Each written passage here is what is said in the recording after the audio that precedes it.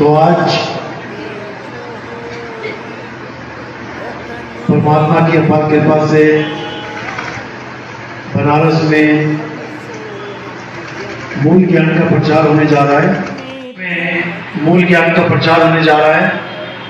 बहुत बड़े भाग हैं उन जीवों के जो अपने पूरे जीवन काल में एक बार भी इस मूल ज्ञान को सुन पाते हैं, और उससे भी बड़े भाग होते हैं उन जीवों के जो इस मूल ज्ञान को थोड़ा सा भी समझ पाते हैं, क्योंकि ये समझ केवल उनके आता है जिन पर मालिक की मोहर लगी हो, बंदिशों की दया हो, परमात्मा की अपार कृपा हो।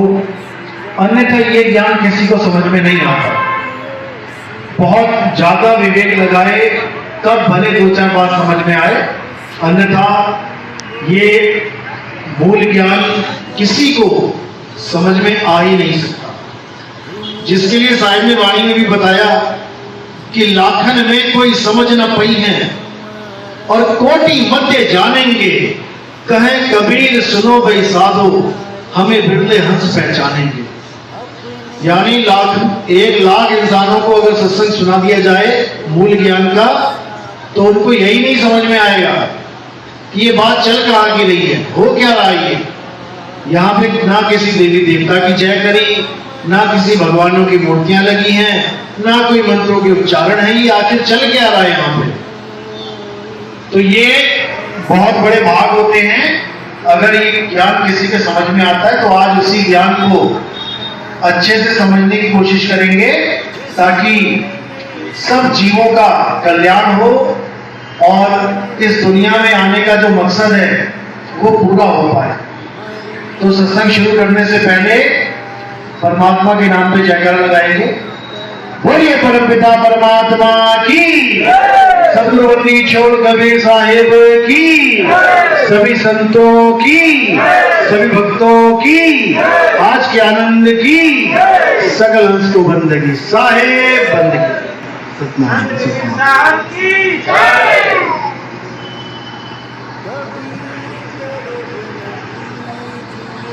तो सबसे पहले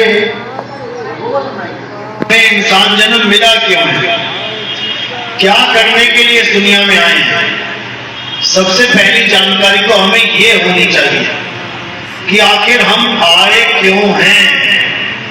इस दुनिया में हम पैदा हुए, पैदा तो और भी जानवर हुए हैं, कुत्ता बिल्ली हाथी घोड़ा सब पैदा हुए हैं, लेकिन हम इंसान जन्म में पैदा क्यों हुए हैं, हमें ये जानना पड़ेगा। और जब ये बात समझ में आ जाएगी तब हमें अपना लक्ष्य प्राप्त करने में कोई दिक्कत नहीं आएगी। तब हमें एक एक बात समझ में आ जाएगी कि आखिर हम अगर इंसान बन के इस जन्म में आए हैं तो क्यों आए हैं और कर क्या रहे हैं, ये हमें सब समझ में आने लग जाएगा। तो सबसे पहले ये जान लो कि अगर हमारे जीवन का कोई मकसद है तो वो केवल एक है, और वो क्या मकसद है, जन्म मरण से मुक्ति। यानी बार बार पैदा होना, बार बार मर जाना, फिर पैदा होना, फिर मर जाना, ये सारा खेल खत्म करके सदा सदा के लिए मुक्त हो जाना ही हमारे जीवन का एकमात्र लक्ष्य है।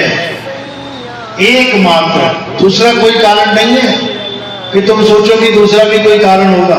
यही कारण है इंसानी जन्म का। लेकिन ये पता ना होने के कारण अन्य अन्य लक्ष्य बना के ये इंसान बैठ जाता है। जैसे कोई कहे आपके जीवन का लक्ष्य क्या है, तो कोई कह रहा है कि मेरे जीवन का लक्ष्य है एक अच्छा सफल डॉक्टर बनना, मेरे जीवन का लक्ष्य है इंजीनियर बनना, मेरे जीवन का लक्ष्य है ये कर लेना, वो कर लेना, इस पुरस्कार को प्राप्त करना, वो डिग्री हासिल कर लेना। हर इंसान कुछ ना कुछ लक्ष्य लेकर ही बैठा है। हर इंसान का कोई ना कोई लक्ष्य है। क्यों है? क्योंकि असली लक्ष्य को जानता ही नहीं। क्यों नहीं जानता? क्योंकि कोई बताने वाला ही नहीं मिल रहा। कोई बता ही नहीं रहा है कि अगर हम इंसान जन्म में पैदा हुए तो पैदा हुए क्यों हैं। सब ये बताने में लगे हैं कि अगर तुम दुनिया में आए हो तो अच्छे से खाओ पियो, अच्छे से रहो, परिवार बढ़ाओ, इस दुनिया को आगे चलाने में मदद करो, बड़ी बड़ी बिल्डिंगें बना लो, मकान दुकान सजा लो, माँ बाप की सेवा कर लो, बच्चे पाल लो और एक दिन मर जाओ। क्या फायदा हुआ?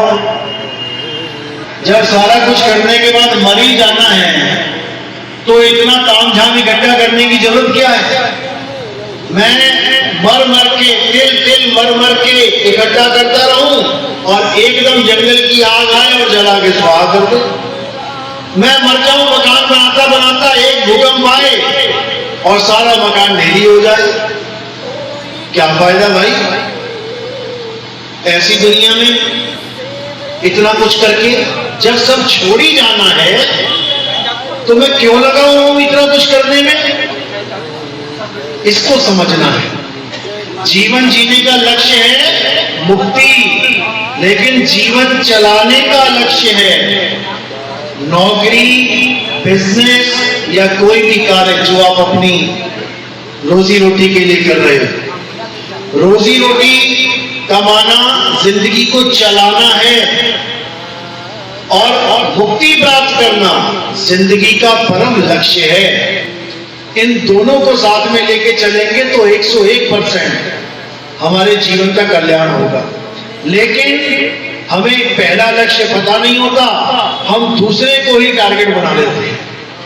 ज्यादा से ज्यादा पैसा इकट्ठा कर लूं, ज्यादा से ज्यादा बिल्डिंगें बना लूं, ज्यादा से ज्यादा बड़ा नाम कर लूं, ये कर लूं, वो कर लूं और अंत में खाली लिफाफे की तरह, बेरंग लिफाफे की तरह इस दुनिया से निकल जाऊं। उसका कोई फायदा नहीं भाई, उसका कोई फायदा नहीं। अब अगर जिसे पता है थोड़ा बहुत कि इस दुनिया का क्या लक्ष्य है, जैसे आप देखेंगे टीवी चैनलों पे, यूट्यूब पे बहुत सारे संत महात्मा बैठे हैं जो आपको बार बार यही बता रहे हैं कि भाई एक दिन मौत हो जाएगी, सब कुछ छूट जाएगा, तुम यहाँ मुक्ति प्राप्त करने के लिए आए हो, बता वो भी रहे हैं। लेकिन सारा कुछ बताने के बाद भी वो तुम्हें उस चीज से नहीं जोड़ पा रहे हैं जिससे तुम्हारी मुक्ति होगी। बता तो दिया उसने, यानी ऐसा डॉक्टर मिल गया जिसने बीमारी तो बता दी कि भाई तुझे कैंसर है, लेकिन उसका इलाज उसके पास नहीं है। तो बीमारी बताने का फायदा क्या हुआ? बल्कि और चिंता में डाल दिया। या तो पूरा इलाज करते, बीमारी भी बता दी, यानी दुनिया से मुंह भी मुड़वा रहे हैं और मुक्ति भी नहीं दिलवा पा रहे हैं। यानी दुनिया से मुंह मोड़कर भी, रो धोकर भी, त्याग वैराग करने के बाद भी वापस इसी दुनिया में आना पड़ेगा। ये तो और ज्यादा मुसीबत है। चलो पहले वाले में कह सकते हैं कि नहीं पता था इसलिए खेले खाए निकल गए, दूसरी वाली में तो सब कुछ पता होने के बाद ही वापस आ रहे हैं। अब इसको समझना है कि आखिर क्यों वापस आ रहे हैं और कुछ गलत कर रहे हैं तो क्या गलत कर रहे हैं, इसको समझना पड़ेगा। तो बात करते हैं सतयुग से। सतयुग में हम आए, हमने बहुत सी पूजा पाठ अर्चना, बहुत से कर्म कांड हवन यज्ञ, बहुत से भगवानों की आराधना करी, नाम जपे, मंत्र जपे, तो क्या हमारी मुक्ति हो गई? सतयुग से त्रेता में आ गए, मुक्त नहीं हो पाए। अब त्रेता में पैदा हुए, फिर वही काम किया, हवन किए, यज्ञ किए, पूजा पाठ किया, तरह तरह के देवी देवताओं की आराधना करी, बहुत मंत्र जपे, तो क्या हुआ? मुक्त हो गए क्या? दोबारा फिर द्वापर में आ गए। द्वापर में आए तो फिर वही काम, वही नाम जपे भगवानों के, वही पूजा पाठ हवन यज्ञ सब कुछ किया, तो क्या द्वापर में मुक्त हो गए? फिर बैठे हैं कलयुग में, आज भी यही बैठे हैं। ये प्रमाणित हो गया कि हम मुक्त नहीं हो पाए। सतयुग द्वापर त्रेता में तो आए, बहुत कुछ किया, लेकिन मुक्त नहीं हो पाए क्योंकि यहां बैठे हुए हैं। और अगर अब भी वो काम करते रहे जो सतयुग द्वापर और त्रेता में किया, तो फिर भी यहीं वापस आना पड़ेगा, मुक्ति नहीं हो पाएगी। तो क्या क्या करते आए? हवन, यज्ञ, पूजा पाठ, भगवानों के नाम जपना, मंत्र जपना, आराधना करना, ये सब करते आए, इसीलिए आज यहां बैठे हुए हैं। अब वो करना है जो आज तक नहीं किया। क्या नहीं किया? आत्मा का ज्ञान प्राप्त नहीं किया। और क्या सब किया? ये हवन, यज्ञ, पूजा पाठ। तो अब क्या करना है? अब इन सबको छोड़ना है। जो सतयुग द्वापर त्रेता में करते आए उसको छोड़ना है। और क्या पकड़ना है? आत्म ज्ञान को पकड़ना है, आत्मा के ज्ञान को पकड़ना है, आत्म तत्व को पकड़ना है। यही कृष्ण जी समझा रहे गीता में, लेकिन किसी को समझ में नहीं आ रहा। कृष्ण जी समझा रहे हैं कि हे अर्जुन, इस दुनिया में दो प्रकार के तत्व हैं। एक असत्य तत्व है और एक सत्य तत्व है। असत्य क्या है? ये 5 तत्वों से निर्मित हर शरीर, हर काया, पूरा संसार, ये जगत माया, ये सब असत्य है। जो भी इस संसार में किसी की भी पूजा करता है, यानी जो दिखने वाली चीज की पूजा करता है, वो बार बार मां के गर्भ में आएगा, उसको बचाने वाला कोई नहीं। दिखने वाली चीज यानी मंदिर, मस्जिद, गुरुद्वारे, चर्च, पत्थर, पूजा, जो भी हवन, यज्ञ, मंत्र, जंतर, ग्रंथ, वेद, पुराण, गीता, भागवत, जो भी कोई चीज दिख रही है, अगर उसकी पूजा करने में लग गए तो समझ जाओ कि तुम उस तत्व की पूजा करने में लग गए जो असत्य तत्व है, यानी जो बनता और बिगड़ जाता है। मंदिर किससे बने हैं? मस्जिद किससे बनी? गुरुद्वारे किससे बने? ईंट पत्थरों से बने हैं, बिगड़ जाएंगे, टूट जाएंगे, पुराने हो जाएंगे, धराशायी हो जाएंगे। मूर्तियां किससे बनी? मिट्टी से, सीमेंट से, पत्थर से, एक दिन टूट जाएगी, धराशायी हो जाएगी। ये मंत्र किससे बने? अक्षरों से। ये अक्षर बनते हैं, बिगड़ जाते हैं, खत्म हो जाते हैं। नाम शुरू होते हैं, खत्म हो जाते हैं। ये सारे ग्रंथ किससे बने हैं? कागज से। ये सारी फोटो कागज से फट जाएगी, खत्म हो जाएंगी। हे अर्जुन, असली तत्व, सत्य तत्व, सारे संसार के जितने भी जीव हैं, ये सब जन्म मरण में धक्के खाते रहते हैं, कोई बचने वाला नहीं है। तो सीधे स्पष्ट भाषा में गीता में बिल्कुल स्पष्ट बता दिया गया कि अगर असत्य की पूजा करोगे तो असत्य प्राप्त होगा, और सत्य की साधना करोगे तो सत्य प्राप्त होगा। अध्याय 3 17वां श्लोक यही समझाता है कि हे अर्जुन, वैसे तो बहुत प्रकार की पूजाएं, हवन, यज्ञ, मंदिर, मस्जिद, गुरुद्वारे, बहुत कुछ है पूजा पाठ करने के लिए, लेकिन किंतु जो अपनी आत्मा में रमण करते हैं, जो अपनी आत्मा में तृप्त हैं, जो अपनी आत्मा में संतुष्ट हैं, उनके लिए कोई धार्मिक कर्म कर्तव्य लागू ही नहीं होता। उनके लिए कोई पूजा पाठ का अस्तित्व नहीं है, उनके लिए कोई कुंभ नहीं है, उनके लिए कोई व्रत पूजा नहीं है, कुछ करने की जरूरत नहीं है। वो निवृत्त हो जाते हैं। किससे? हर प्रकार के कर्म कांड से, हर प्रकार के पूजा पाठ से। उनको किसी भी मंदिर, मस्जिद, गुरुद्वारे जाने की जरूरत नहीं पड़ती, वो अपनी आत्मा में ही स्थिर हो जाते हैं। उसी को स्थित प्रज्ञ बोला गया है। हे अर्जुन, जीव को चाहिए कि वो स्थित प्रज्ञ हो जाए, यानी इस भवसागर में रहते हुए भी अपनी आत्मा को जान ले, अपनी आत्मा को पहचान ले, क्योंकि उसका अस्तित्व ये शरीर नहीं है। ये नाशवान शरीर हमारा अस्तित्व नहीं है। हमारा अस्तित्व क्या है? आत्मा ही हमारा अस्तित्व है। लेकिन दुख के साथ कहना पड़ता है कि जो हमारे ग्रंथ भरे पड़े हैं आत्मा आत्मा आत्मा चिल्ला रहे हैं, चीख रहे हैं, हम ही आत्मा को नहीं जान पा रहे। हम किसके पीछे लग गए? हम नाशवान मूर्तियों को परमात्मा मान बैठे, हम नाशवान पत्थरों को भगवान मान बैठे, और जो स्वयं अविनाशी है, जो स्वयं आत्मदेव है, जो सब घटों में विराजमान है, हम उसको नहीं जान पाए। यही सबसे बड़ा दुख का कारण है। यही हमारे देश के पतन का कारण है। आज धर्म के नाम पे जितने भी धंधे चल रहे हैं, धर्म के नाम पे जितना भी पाखंडवाद चल रहा है, उसका कारण यही है कि हमें सत्य की जानकारी ही नहीं है।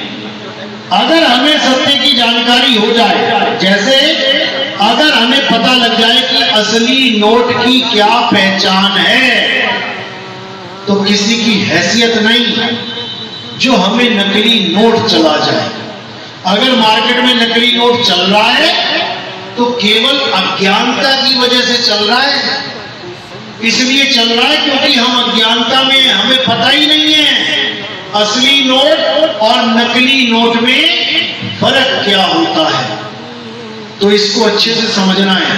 असली नोट यानी वो नोट जो सरकार छाप रही है, नकली नोट यानी वो नोट जो कोई गिरोह छाप रहा है, छाप वो भी रहा है, और उससे भी नीचे का ज्ञान यानी कि और थर्ड क्वालिटी, वो है फोटो स्टेट, या फिर वो चिल्ड्रन बैंक ऑफ इंडिया, वो बच्चों वाले नोट। तो 3 प्रकार के नोट आपके मार्केट में चल रहे हैं। नंबर 1 पे ना मैं शरीर हूं, ये शरीर तो हमारे कपड़े हैं। कुछ समय के लिए हमें ये शरीर मिले हैं और कुछ समय के बाद ये जर्जर होके खत्म हो जाएंगे। शरीरों के खत्म होने पर भी हम और तुम खत्म नहीं होते। हमारा और तुम्हारा कभी नाश नहीं होता। हम आत्मा हैं, अजन्मे हैं, नित्य हैं। अब एक हो गया आत्मा, एक हो गया शरीर। आत्मा की पूजा तो कोई सोच भी नहीं सकता कि कैसे करते हैं। शरीरों की पूजा कौन कर सकता है? जो उस समय के लोग थे जब राम जी और कृष्ण जी इस दुनिया में आए थे। जैसे हनुमान जी ने राम जी के शरीर की सेवा करी, जैसे हम लोग अपने माता पिता के गुरुजनों के शरीर की सेवा करते हैं, हाथ पैर दबाते हैं, नहलाते धुलाते हैं, खाना पीना देते हैं, तंगी करते हैं, ये शरीर की सेवा है। ये केवल उसको नसीब होती है जो समकालीन होता है, जो हमारे साथ इस दुनिया में जीवित है। और तीसरे नंबर पे क्या है? पत्थर। शरीर भी नहीं है, पत्थर। अब लोग पत्थर की सेवा करने में लगे हैं। क्यों? क्योंकि आत्मा का ज्ञान है नहीं, शरीर उनका पास है नहीं। अब क्या बचा? अब पत्थर बचा। तो पत्थर को ही भगवान मान लिया गया। दिक्कत ये है, शरीर को भी भगवान मानते तब भी समझ में आता कि चलो ठीक है, गुरु महाराज बैठे हैं, आप सेवा कर रहे हो, कम से कम शरीर की सेवा कर रहे हो, पैर दबा रहे हो तो आशीर्वाद मिल रहा है। लेकिन पत्थर के पैर दबा के, पत्थर को भोग लगा के, पत्थर को नहला के, पत्थर को कपड़े पहना के तुम्हें कौन सा आशीर्वाद मिल रहा है भाई? कोई आशीर्वाद नहीं मिल सकता। क्यों? ना तो पत्थर ने कभी खाना खा के देखा, ना कभी किसी अन्न का स्वाद लिया, तो आशीर्वाद क्या देगा? जीवित इंसान खाए, खा के तुम्हारी तारीफ करे, समझ में आता है, आशीर्वाद दे, समझ में आता है। एक पत्थर किसको क्या आशीर्वाद देगा?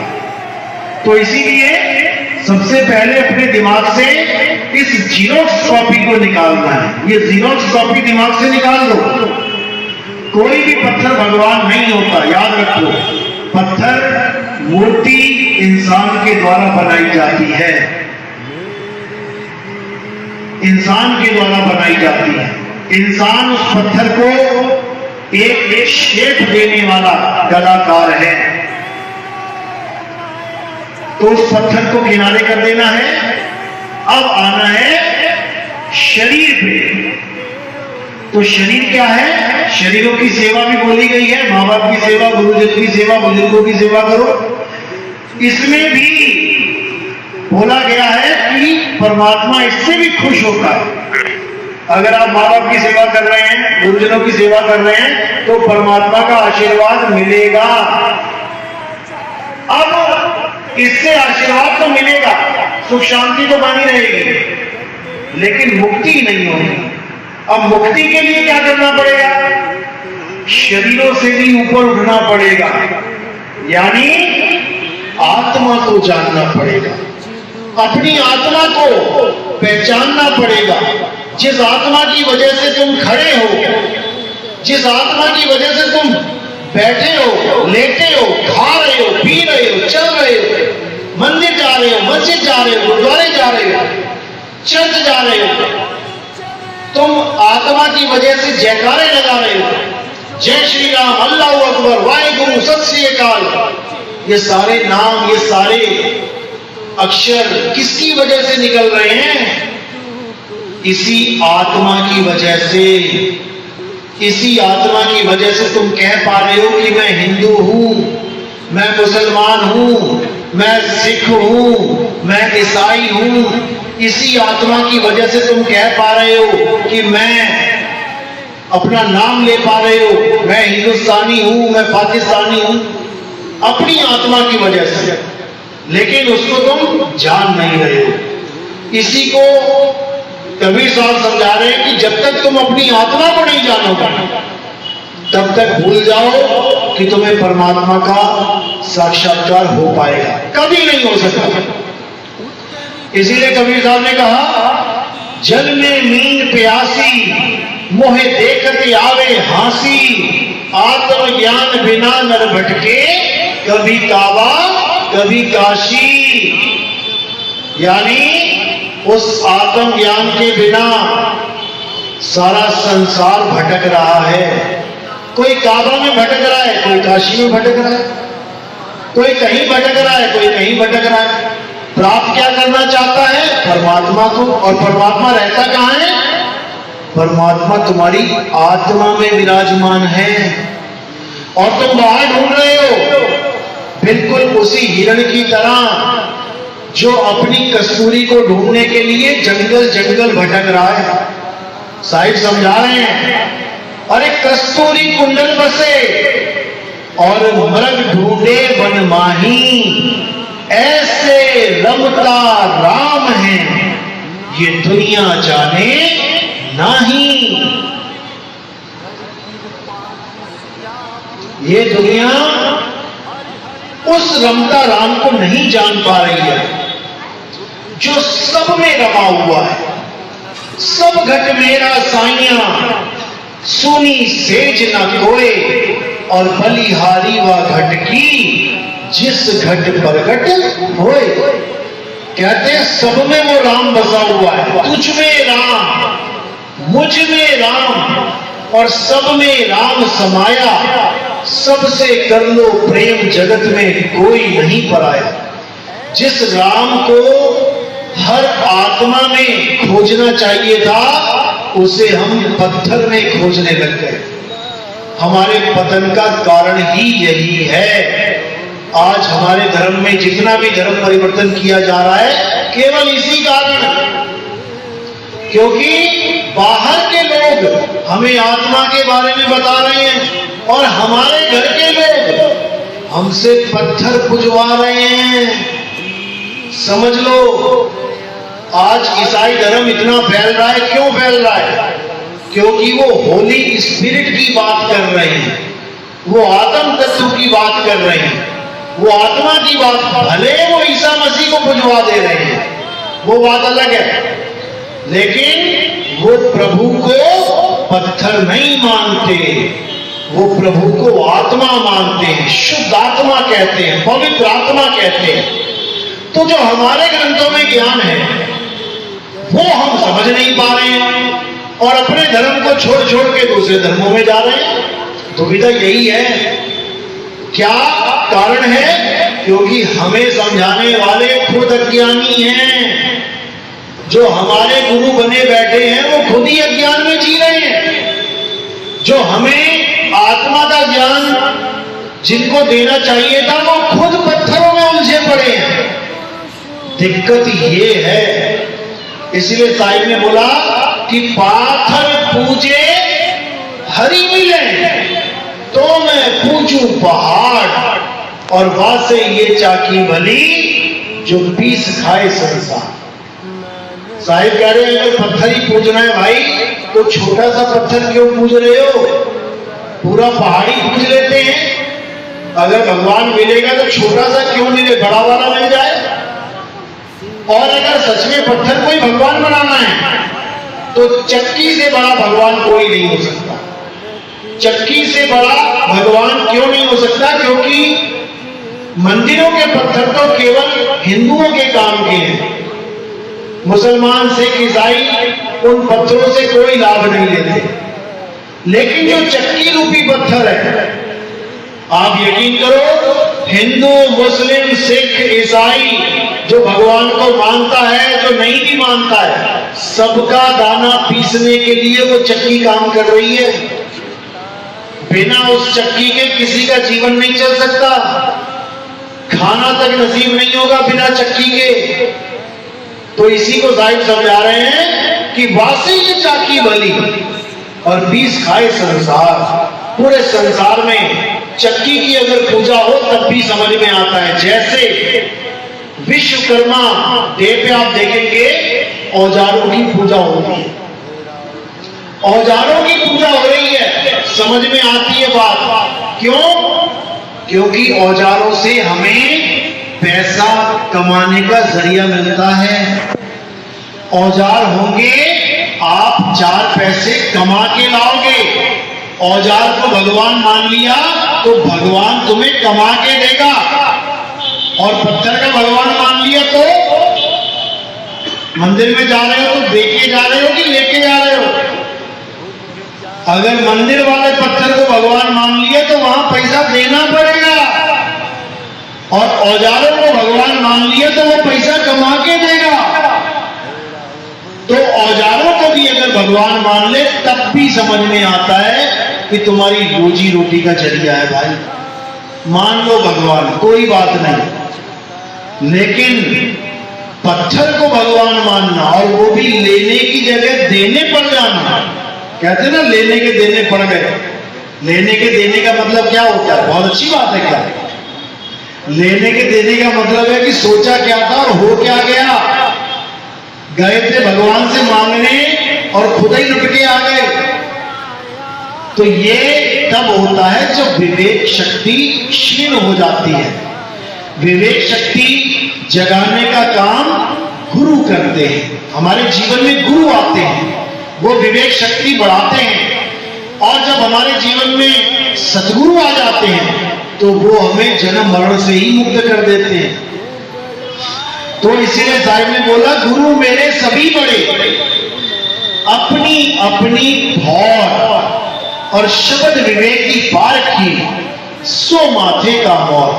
यानी ठीक है, आपके जीवन में कोई भी गुरु आता है, धारण करो, चाहे कोई राम राम वाला आ जाए, चाहे कोई श्याम श्याम वाला आ जाए, चलो कुछ नहीं से कुछ भला, कुछ तो मिल रहा है। लेकिन हमारा काम कुछ से नहीं बनेगा, हमें सब कुछ चाहिए। यानी ज्ञान 100% होना चाहिए, 100% होना चाहिए, तब जाके हमारा कल्याण होगा, नहीं तो नहीं होगा। तो 100% ज्ञान किसे कहते हैं?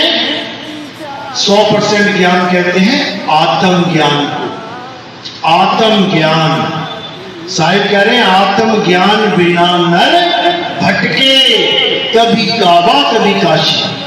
आत्म ज्ञान का मतलब ये नहीं होता कि तुम जय श्री राम जपो या तुम हरे कृष्णा जपो। आजकल आत्म ज्ञानी गुरु बने बैठे हैं बहुत से संत, यूट्यूब पे देखेंगे आप, बातें आत्मा की कर रहे हैं और क्या कर रहे हैं, राधे राधे राधे राधे, राम राम राम राम।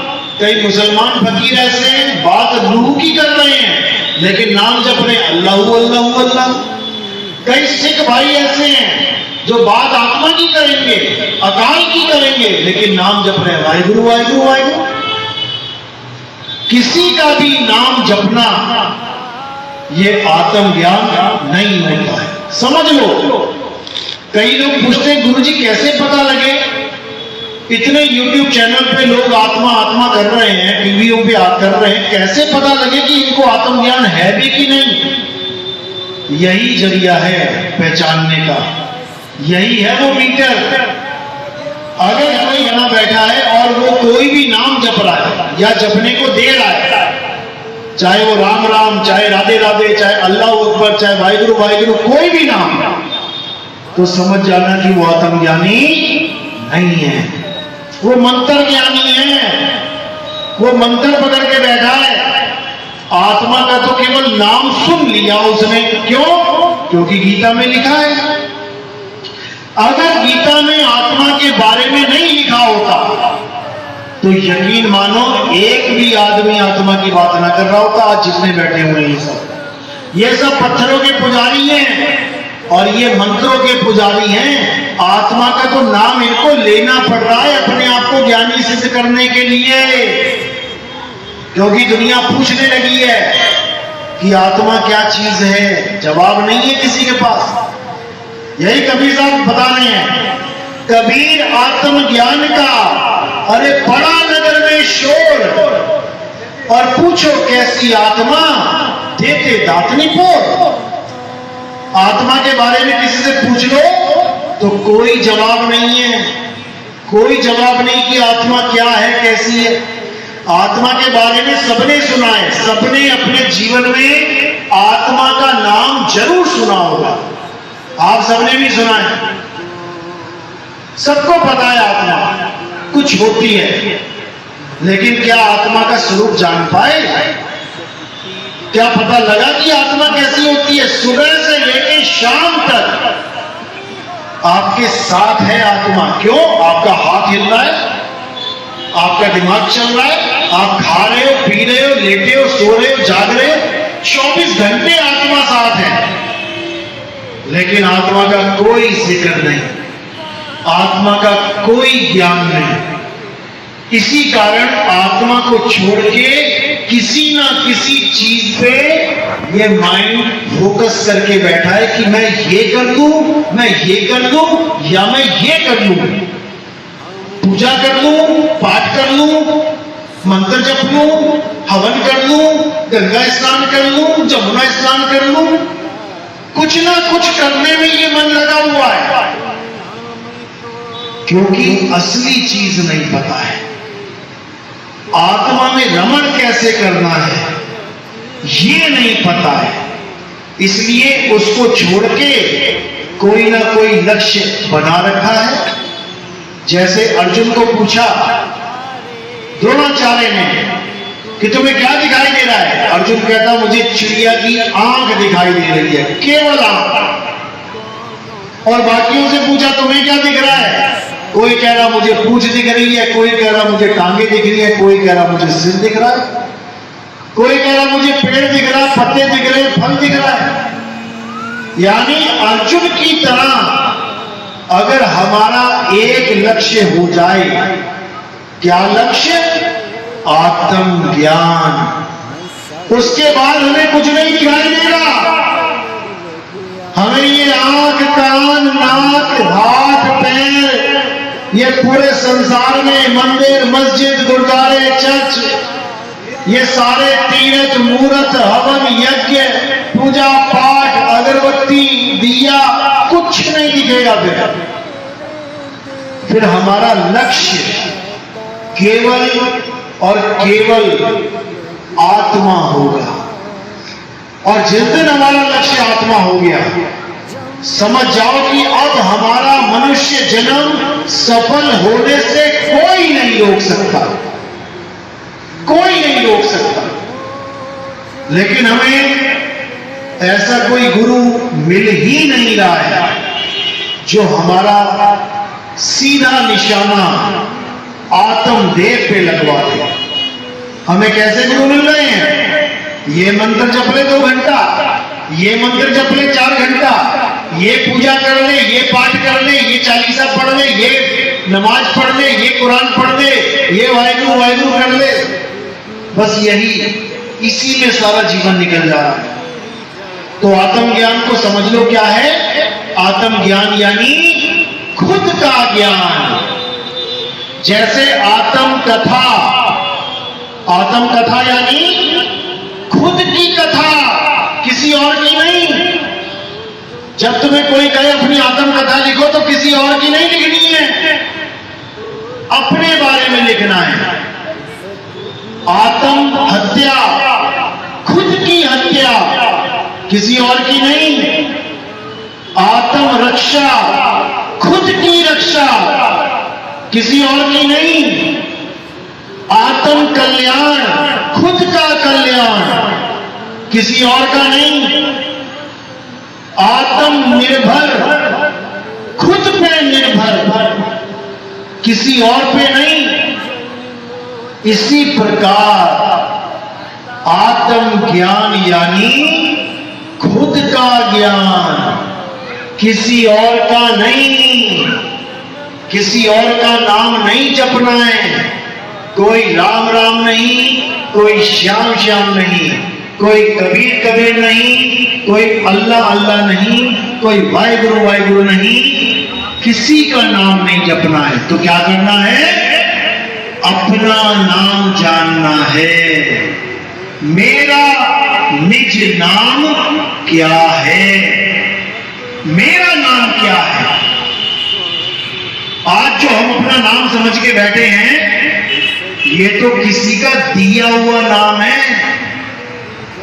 तुम्हारा नाम नहीं है। ये तो किसी ने रख दिया पंडित जी के कहने पे कि का नाम से रख दो, ला नाम से रख दो, पा नाम से रख दो, रख दिया। दिया हुआ नाम है ये खैरात में। तुम्हारा नाम क्या है? जब तुम इस दुनिया में आए तो तुम्हारा क्या नाम था? उस नाम को जानना है। और वो नाम ये बोलने लिखने पढ़ने वाला नाम नहीं है कि हिंदुस्तान में पैदा हो गए तो हिंदी नाम मिल गया, अरब देश में पैदा हो जाते तो अरबी देश वाला नाम मिल जाता, अंग्रेजों के यहाँ पैदा हो जाते तो अंग्रेजी वाला नाम मिल जाता। ये वो नाम नहीं है। ये वो नाम है जो जीभ, होठ, कंठ, मुख से बोला ही नहीं जा सकता। ये वो नाम है जिस नाम से जीव का कल्याण होगा। भगवानों के नाम जपने से जीव का कल्याण नहीं होगा। पानी पानी जपने से कभी किसी की प्यास नहीं बुझेगी। भोजन भोजन करने से कभी किसी का पेट नहीं भरेगा। पानी पीने से, भोजन करने से पेट भरेगा, अन्यथा नहीं। तो यही समझाते हुए कबीर साहब समझा रहे हैं कि जब तक तुम अपने सत्य स्वरूप को नहीं जान लोगे तब तक तुम्हारा कल्याण नहीं हो सकता। जब तक तुम्हारे जीवन में ये जंतर मंतर देने वाले गुरु बैठे हैं तब तक तुम्हारा कल्याण नहीं हो सकता।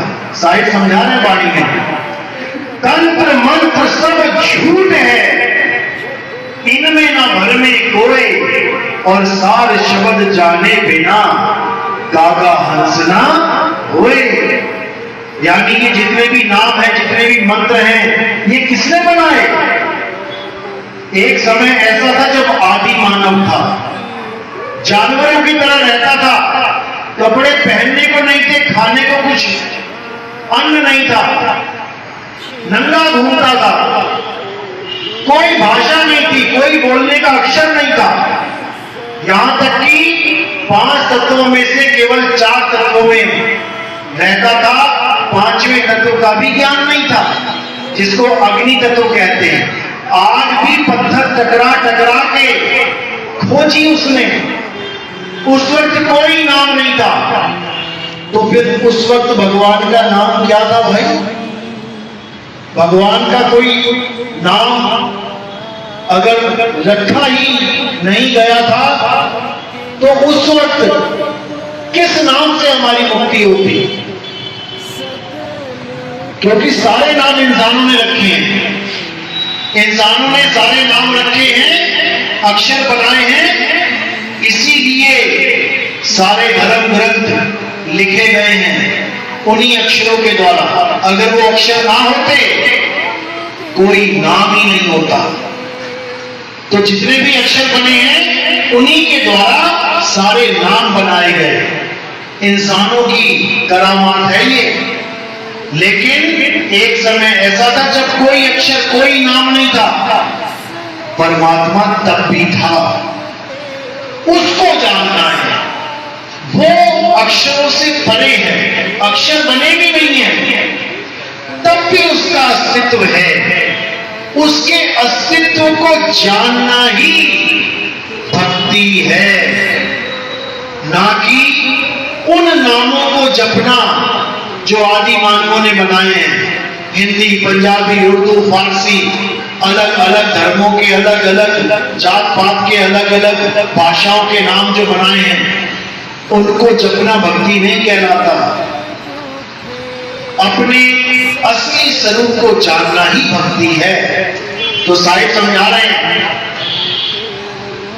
कि जब तक तंत्र मंत्र से, 52 अक्षरों से, इन बोलने वाले नामों से तुम्हारा विश्वास खत्म नहीं हुआ, तब तक तुम आत्मविश्वासी नहीं बन सकते। साहिब समझा रहे हैं, वो तो कहां ढूंढे रे बंदे, मैं तो तेरे पास में, बिल्कुल तेरे पास में है मालिक, लेकिन उसका कोई आभास नहीं है, इसलिए वो बहुत दूर दिखाई दे रहा है। कह रहे मैं तो कहां ढूंढे रे बंदे, मैं तो तेरे पास में खोजी होए तुरंत मिल जाऊं, एक पल की तलाश में। जब वस्तु मेरे पास है तो मुझे नाम जपने की जरूरत नहीं है, मुझे केवल उसको ढूंढना है। और ढूंढूंगा कैसे? जब मुझे ये भेद बताने वाला कोई मिल जाए कि वो वस्तु अगर पास में है तो है कहां।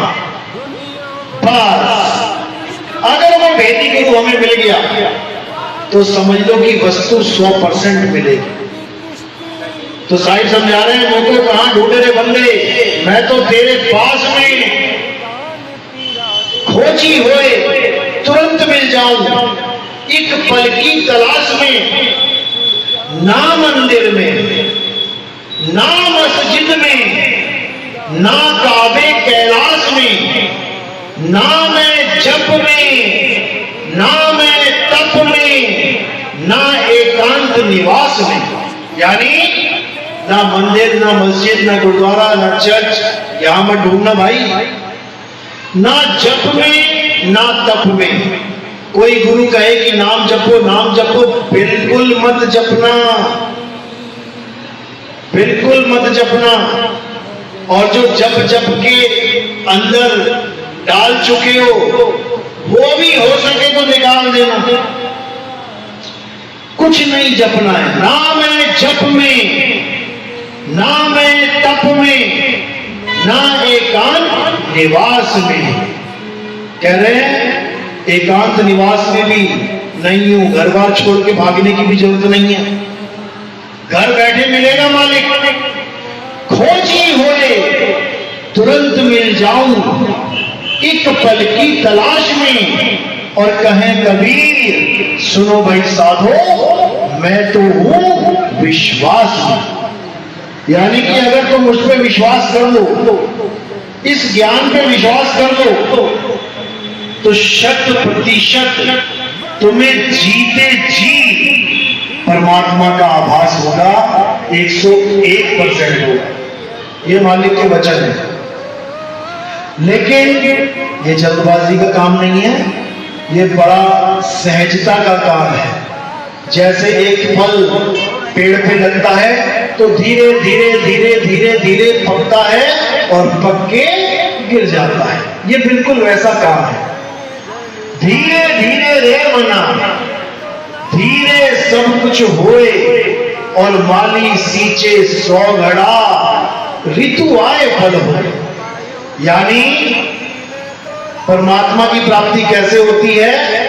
धीरे धीरे आपके अंदर सहजता आती है, यानी धीरे धीरे आपके अंदर सबलता आती है, ये चंचलता खत्म होती है, आप स्थिर होना शुरू करते हो। जैसे आपके चेहरे के ठीक नीचे पानी है, लेकिन पानी हिल रहा है, उसमें आप अपना चेहरा नहीं देख पाओगे।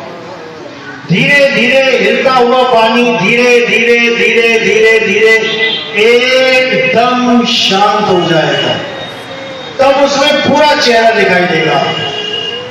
बिल्कुल यही स्थिति हमारी सूरत की है। सूरत उसी पानी की तरह है, चंचल हुई पड़ी है, कभी इधर जा रही है, कभी उधर जा रही है, कभी कहीं फंसी है, कभी कहीं फंसी है। धीरे धीरे धीरे करके वो सूरत अपने मूल पे स्थिर होती है, वहां पर स्थिरता प्राप्त करती है, तब जाके आपको अपने स्वरूप का बोध होता है कि आप हो क्या। ये काया आप नहीं हो। जितनी जल्दी हो सके इस भ्रम को अपने दिमाग से निकाल देना कि तुम शरीर हो, जितनी जल्दी हो सके। याद रखना, जितना जल्दी हो सके ये दिमाग से निकाल देना कि तुम आदमी या तुम कोई औरत हो। क्योंकि अगर ये तुम्हारे दिमाग में भ्रम पड़ा रह गया तो 101% तुम्हारी मृत्यु होगी। क्यों? क्योंकि तुम अपने आप को आदमी और औरत मान रहे हो, तुम अपने आप को शरीर मान रहे हो, तो तुम पक्का मरोगे। और जब तुम अपने आप को आत्मा मान लोगे, जब तुम अपने आप को आत्मा समझ लोगे, अब मौत नाम का जो झूठ है ये सदा सदा के लिए खत्म हो जाएगा। जितने भी अज्ञानी गुरु हैं वो क्या बोलते हैं दुनिया में कि सबसे बड़ा सत्य क्या है? मृत्यु ही सत्य है। ये सबसे बड़ा झूठ है, ये सबसे बड़ा झूठ है इस दुनिया का कि मृत्यु सत्य है। जबकि सत्य ये है कि तुम अमर हो, तुम कभी मरते ही नहीं हो। ये दुनिया का सबसे छुपा हुआ सत्य है, ये रहस्य है कि तुम अमर हो। तुम्हें कोई नहीं बता रहा कि तुम अमर हो। यहां तो भगवानों की भी उनकी पूजा करवाई जा रही है जिनकी मृत्यु की डेट भी बता रहे हैं साथ में कि इस दिन भगवान पैदा हुए थे और इस दिन भगवान मर गए थे। बताओ, अमर आत्मा को मुर्दे भगवानों की पूजा करवाई जा रही है। इतना बड़ा स्कैम चल रहा है यहां पे, इतना बड़ा धोखा चल रहा है इस मृत्यु लोक में। अविनाशी कहते ईश्वर अंश जीव अविनाशी, बोल रहे हैं जीव अविनाशी और पुजवा क्या रहे हैं? पत्थर। जीव अविनाशी यानी ये आत्मा अविनाशी है। ये तुम्हारा शरीर एक दिन मरेगा, तुम नहीं मर सकते। क्योंकि तुम शरीर हो ही नहीं, तुमने तो शरीर धारण कर लिया है। जैसे मैंने कोई कार किराए पे ले ली, अब कार का एक्सीडेंट होगा, कार खत्म, मैं थोड़ी नहीं खत्म। हम कभी नहीं मरते हैं। और जो ये ज्ञान दे रहा है दुनिया में कि एक दिन मर जाओगे, वही सबसे बड़ा अज्ञानी है। तो इसीलिए कबीर साहब कहते हैं कि जो आदमी ये सोचता है कि मैं एक दिन मर जाऊंगा, वो सच में मरेगा। कैसे मरेगा? अज्ञानता में। और जो ये जान गया कि मैं अमर हूं, उसको कोई मार ही नहीं सकता, समझ लो। तो साहिब समझा रहे हैं अपनी वाणी में, अरे हम ना मरिब मरिब संसारा, और हमको मिला जियावन हारा। यानी दुनिया मरेगी, हम नहीं मरेंगे। तो क्या करेंगे? हम केवल शरीर को छोड़ेंगे। जैसे अभी भी एक शरीर छोड़ के इस शरीर में आए हैं, तभी तो ये जन्म हुआ शरीर का, मर नहीं गए। अगर पिछले जन्म में मर गए होते तो यहां कौन पैदा हो रहा है? मर गए यानी खेल खत्म। लेकिन खेल खत्म नहीं हुआ है, केवल शरीर छोड़ा है, दोबारा फिर पकड़ लिया आके। अब यहां छोड़ेंगे तो कहीं और पकड़ लेंगे जाके। यानी शरीर मर रहा है, हम नहीं मर रहे, हम अमर हैं।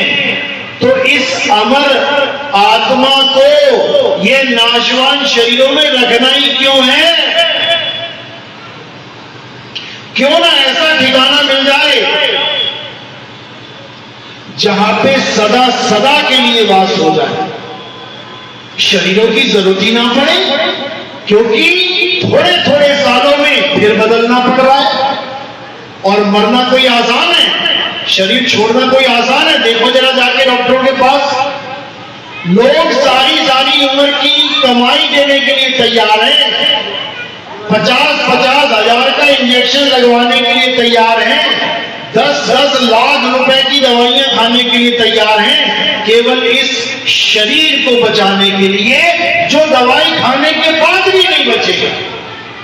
बता दो बच जाएगा तो कितने दिन बचा लोगे? इसलिए अब क्या करना है? अब ऐसी जगह जाना है जहां पर शरीरों का खेल ही नहीं है, शरीर धारण करना ही नहीं पड़ेगा, किसी मां के गर्भ में आना ही नहीं पड़ेगा। हमेशा हमेशा के लिए मुक्ति, सदा सदा के लिए ये जन्म मरण का चक्कर खत्म। और वो कौन सी जगह है, कहां जाना है? वो अपनी आत्मा में रमण करना है। गीता पढ़ो, कृष्ण जी कभी ये नहीं कहते कि मंदिर जाओ, माथा टेको, पत्थर पे फूल चढ़ाओ और आरतियां गाओ और फलाना ढिकाना, ऐसा कुछ नहीं है। कृष्ण जी ने तो देवी देवताओं की पूजा बंद करवा दी थी। गोकुल धाम में सबकी पूजा पाठ बंद करवा दी, कोई देवी देवताओं की पूजा नहीं करेगा। याद है ना? फिर क्या हुआ? फिर इंद्र को गुस्सा आ गया कि हमारे सारे हवन यज्ञ बंद करवा दिए इस कृष्ण ने, अब मैं इतनी बारिश करूंगा, इन गोकुल वासियों को डुबो के मार दूंगा। अब देवता आ गए डुबोने के लिए, तो क्या किया? कृष्ण जी ने एक उंगली से गोवर्धन पर्वत उठा दिया, लेकिन देवताओं के आगे सिर झुकाना स्वीकार नहीं किया। किसी को हुक्म नहीं दिया कि तुम देवी देवताओं की पूजा दोबारा शुरू कर दो, बंद करवा दी सबकी पूजा। लेकिन जैसे ही द्वापर युग बीता, जैसे ही कलयुग आया, दोबारा से इस कली काल के दूतों ने क्या किया, फिर से पूजा शुरू करवा दी। यानी कृष्ण जी के कहे हुए वाक्य पे काटा मार दिया। कृष्ण जी ने जो काम करवाया उसको किनारे कर दिया और दोबारा से उसी पूजा पाठ में सबको लगा दिया। बताओ, कृष्ण जी पूजा पाठ छुड़वाने आते हैं, करवाने नहीं आते। वो आत्मा का ज्ञान समझाते हैं। अध्याय 3 17वें श्लोक में यही समझाया है कि हे अर्जुन, जो अपनी आत्मा में रमण करते हैं, जो अपनी आत्मा में तृप्त हैं, तृप्त यानी जिसे और कुछ नहीं चाहिए, कोई मंदिर नहीं चाहिए, कोई मस्जिद नहीं चाहिए, कोई गुरुद्वारा चर्च नहीं चाहिए, कुछ नहीं चाहिए, केवल अपनी आत्मा में हमारा वास हो जाए, बस हमें ये चाहिए। इसलिए वाणियों में बोला कि ना कहीं आना और ना कहीं जाना, आपे में आप समाना। हम कहां रहेंगे बिना शरीरों के? अभी कहां रहते हैं? अभी इस शरीर में रहते हैं। यानी हमारा घर क्या है? हमारा नकली स्वरूप, हमारा नकली स्वरूप ही हमारा घर है इस वक्त। और जब हमें असली ज्ञान मिल जाएगा तो हमारा घर क्या हो जाएगा? हमारा असली स्वरूप ही हमारा घर हो जाएगा। नकली स्वरूप यानी इस नकली घर को छोड़ देंगे, असली स्वरूप यानी असली घर में प्रवेश कर जाएंगे। उसके बाद हमें कहीं आने जाने की जरूरत नहीं। और हम कैसे रहेंगे अपने आप में? बिल्कुल उसी तरह जैसे एक कछुआ रहता है। आप देखेंगे पूर्व अवतार देखा होगा, कछुआ क्या करता है? जैसे नदी के पार निकल के जा रहा है, किसी गली में जा रहा है, सामने से देखता है कोई कुत्ता आ रहा है काटने के लिए, भाग के दौड़ के आ रहा है। अब कछुआ क्या करेगा? ना तो वो भागेगा, ना वो कोई गड्ढा खोदेगा कि घुस जाऊं, ना ही वो उड़ने की कोशिश करेगा, वो कुछ नहीं करेगा।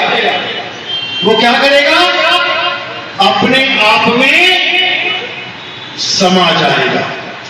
इसी को कहते हैं अपने आप में, यानी अपनी आत्मा में रमण करना। ये गीता का सार है। ये गीता का सार वो नहीं है कि राधे राधे राधे श्याम मिला दे, वो नहीं है कि कोई कहे हरे कृष्णा हरे कृष्णा हरे राम। अरे भाई, हरे कृष्णा और हरे राम तो वो दो पात्रों के नाम हैं जो 10 अवतारों में से मात्र 2 अवतार हैं। इतने पागल क्यों हो गए लोग? किसी हीरो ने, किसी एक्टर ने, किसी अभिनेता ने 10 फिल्में बनाई, उन 10 फिल्मों में कोई 2 फिल्मों के नाम तुम पकड़ के बैठ गए और बाकी आज तुमने बना दिया महामंत्र हरे कृष्णा हरे राम हरे बुद्धा कहां गया भाई? 9वां अवतार। हरे परशुराम कहां चले गए? हरे वामन तक क्यों नहीं कर रहे? हरे कुर्म अवतार, हरे मत्स्य अवतार, हरे नरसिंह अवतार क्यों नहीं कर रहे? वो भी तो अवतार हैं, लेकिन तुमने बस 2 को पकड़ लिया, हरे कृष्णा हरे राम हरे कृष्ण। अब पूछो भैया बाकियों के नाम क्यों नहीं लेते? कहते ये संपूर्ण कला के स्वामी थे। अच्छा, राम जी 12 कला के थे, कृष्ण जी 16 कला के थे, तो 12 को भी किनारे कर दो। जब तुम ज्यादा बड़ी कला के पीछे हो तो आ जाओ 16 पे टिक जाओ ना। श्रृंगार भी 16 होते हैं, पूर्णता तो 16 में है, तो 12 को क्यों ले रहे हो साथ में? दिक्कत ये है, यानी 10 अवतारों में से केवल 2 अवतारों के नाम पे दुनिया भर का मेला लगा हुआ, बाकी की कोई महिमा ही नहीं है। और असल बात तो ये है कि हर अवतार का एक समय होता है। राम जी की पूजा हुई त्रेता में, कृष्ण जी की पूजा हुई द्वापर में, विष्णु जी की पूजा हुई सतयुग में। कलयुग में तो इनका रोल ही नहीं है। कलयुग में ना तो राम जी का रोल है, ना हनुमान जी का रोल है, ना कृष्ण जी का रोल है। कलयुग में जिसका रोल है उसके बारे में कोई जानता ही नहीं है। कलयुग में किसका रोल है? कलयुग में कल की अवतार का रोल है। बता दो कल की अवतार की आरती किसे आती है? सुना दो जरा, कोई चालीसा पढ़ी हो कल की अवतार की। कल की अवतार की फोटो की भी पूजा आज तक किसी बिरले ने की होगी। बता दो तुमने की है तो दिखा दो अपने अपने घर में कि कल की अवतार की फोटो लगी है किसी के घर में।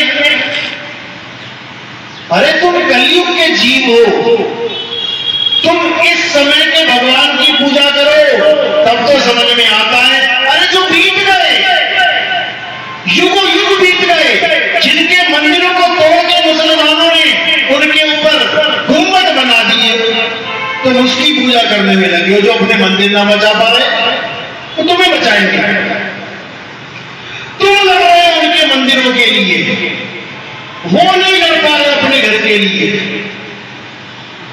समझो, किसी की पूजा करने की जरूरत नहीं है। कलयुग में कल की अवतार का जिक्र आता है कि कलयुग में सबका कल्याण कौन करेगा? कल की अवतार करेगा। कल की अवतार का मतलब समझ लो, कहीं तुम फोटो ही ना खरीद के ले आना कल की अवतार की, घोड़े पे बैठा हुआ तलवार पकड़ के, फिर उसकी पूजा करने लग जाओ। कि नितिन दास ने तो कहा था कि कल की भगवान की पूजा करनी है। कल की अवतार का मतलब समझ लो, कल की का मतलब होता है जिसमें कोई कलंक ना हो, उसे कल की अवतार कहते हैं। तो कौन है जिसमें कोई कलंक नहीं है? कौन है वो? आत्मा है। उस आत्मा में कोई कलंक लग ही नहीं सकता, वही कल की अवतार है। और वो संबल ग्राम, संबल, वो मुरादाबाद वाला संबल नहीं है। लोग वहां पे कैमरे लगा के बैठे हुए हैं, भगवान पैदा होंगे, भगवान पैदा होंगे। संबल का मतलब है सम यानी समान, बल यानी ताकत, संबल यानी समान बल। किसमें समान बल है? सब आत्माओं में समान बल है। अजर अमर अविनाशी है सब। इसी में होगा कल की अवतार, यानी आत्मा का अवतार ही कल की अवतार है। समझना पड़ेगा तब समझ में आएगा। अब घोड़ा क्या है? घोड़े पे बैठ के आएंगे, युद्ध करेंगे। लोग जेट एरोप्लेन में जा रहे हैं, एरोस्पेस में बैठ के जा रहे हैं, अब कल की अवतार घोड़े पे आएंगे। बताओ, एक बाइक तक हरा देगी घोड़े को। आज के युग में घोड़े पे कौन बैठ के लड़ता है भाई? वो घोड़े और कोई घोड़े नहीं है, वो तुम्हारी अकल के घोड़े हैं। जब तुम्हारी अकल के घोड़े दौड़ेंगे और तुम्हें सत्संग समझ में आने लगेगा, शरीर से ऊपर आत्मा का ज्ञान समझ में आने लगेगा, समझ जाना घोड़े पे चढ़ गए तुम। अब तुम चढ़ गए घोड़े पे, अभी भी कमी रहती है। किस चीज की? तलवार की। और वो तलवार क्या है? विवेक की तलवार है। यानी असत्य को काटते चले जाना है और सत्य पे आके टिक जाना है। तो कौन बन गया कल की? तुम ही कल की हो जाओगे।